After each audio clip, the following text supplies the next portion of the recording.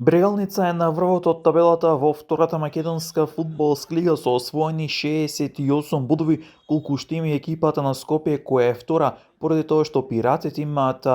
полош меѓусебен дуел во однос на штипските сини. Двете екипи го делат врвот од табелата со по 68 бодови, додека пак екипата на Шкендија од Рачиново е трета со 66 бодови и многу известно е дека вака и ќе заврши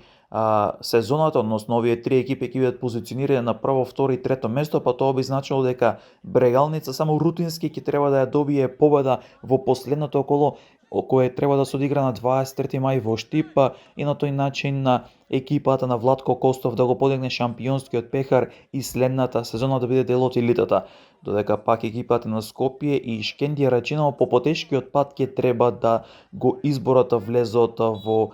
првата македонска фудбалска лига, односно да играат бараж. Екипата на Охрид е на четвртото место со 65 бодови, а за да игра бараж ќе треба да се надева дали Шкендија Рачиново би можела да загуби или пак да одигра нерешено на гостувањето во македонска каменица кај екипата на Саса. Беласица е на петата позиција со 55 бодови. Осогово има зад себе фантастична сезона и многу известно е дека ќе заврши на шестото место со 53 бодови. Новаци е седми со 50 бодови, додека пак екипата на Детонит Плачковица е осма со 49 бодови. Во бараж зоната се екипите кои што ќе играат